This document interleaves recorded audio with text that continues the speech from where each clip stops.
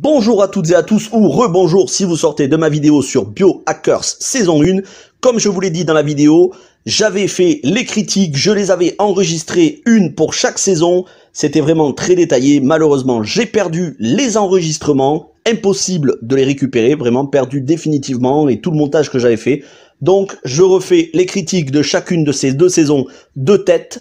C'est pour ça que les vidéos sont plus courtes. Sur ce, on va passer à la critique de la saison 2. Je vais spoiler la fin de la saison 1. Donc si vous ne l'avez pas vu, foncez. 6 épisodes par saison.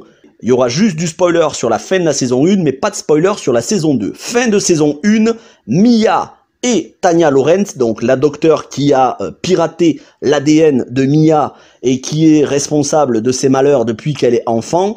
Elles sont enlevées tous les deux par un ancien collègue de la docteure Lawrence en qui elle avait confiance, qui s'avère être quelqu'un de mauvais, qui les kidnappe et dont on va s'apercevoir dans la saison 2 qu'il travaille pour quelqu'un de plus important encore. Et donc dans cette saison 2, toujours les thématiques de biohacking, virus, terrorisme biologique, piratage de l'ADN, puces, Big Pharma, tout ce que vous avez, voilà, les thématiques qui reviennent au 21e siècle, le transhumanisme, upgrader son corps pour atteindre un niveau où l'humain se prend pour Dieu.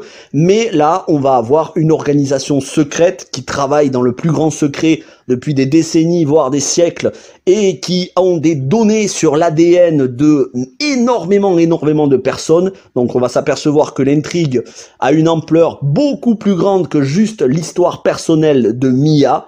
L'acting est toujours excellent. Luna Wedler et Jessica Schwartz, donc Mia et la docteure Lawrence, elles sont vraiment un très bon binôme. Je trouve que les deux jouent formidablement bien. Il y a de la complicité entre les deux, même si les personnages sont des antagonistes l'une de l'autre. Au final, pas tant que ça. On s'attache aux personnages, on ne cède pas. Et ça, c'est gros point positif qu'on n'a pas dans les séries Netflix. C'est pour ça qu'il faut chérir le genre de série comme Biohackers. On ne cède pas trop, hein, un petit peu quand même, mais pas trop au triangle amoureux et à la romance teenage. Et pourtant, c'était pas gagné d'avance puisque c'est une série centrée sur des adolescents qui se passe sur un campus universitaire. Mais on est beaucoup plus dans l'aspect scientifique que dans l'aspect romance teenage.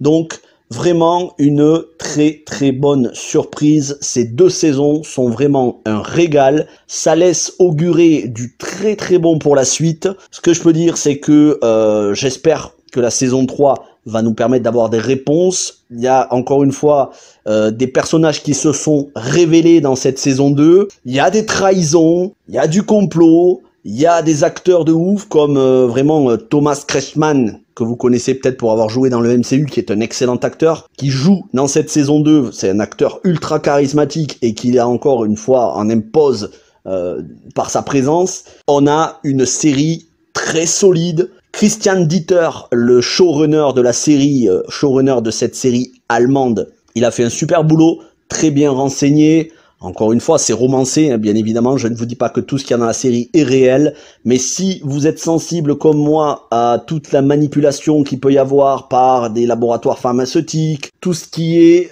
qualifié de complotisme, de conspirationnisme, tout ce que l'on qualifie de transhumanisme, dont des médecins sur les plateaux viennent nous dire que dans quelques années, grâce à la technologie, on pourra faire des choses, intervenir sur l'ADN pour supprimer des défauts de notre ADN. Si vous êtes vraiment sensible à ce genre de choses, que vous vous en méfiez, vous allez surkiffer la saison, que ce soit la saison 1, la saison 2, et puis toujours, comme je disais par rapport à la saison 1, il y a quelques instants dans ma vidéo précédente, toujours cet aspect course-poursuite, un petit peu la peur de se faire découvrir puisque ils enquêtent, et donc ça fait aussi penser un petit peu à 24 heures chrono dans le suspense qu'il peut y avoir. Vous savez, la série 24 heures chrono avec Kiefer Sutherland qui était extrêmement angoissante, trépidante de suspense.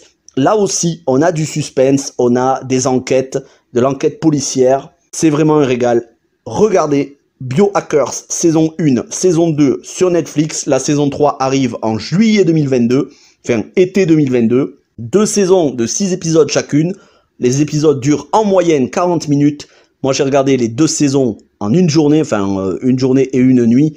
Donc, je ne peux que vous les recommander. Merci à tous d'avoir regardé ces deux vidéos, saison 1, saison 2, et encore une fois, je suis désolé, normalement, c'était de bien meilleure qualité, mais j'ai perdu les enregistrements, ainsi que d'autres vidéos. Donc voilà, je fais ça de tête. Merci à toutes et à tous d'avoir regardé ça, et si vous avez aimé, n'hésitez pas à liker, vous abonner, partager. On se retrouve pour d'autres vidéos qui, elles, seront de bien meilleure qualité au niveau de l'analyse. Je suis conscient d'être resté superficiel, mais je voulais quand même vous parler de cette série. Merci à toutes et à tous, portez-vous bien, à très vite.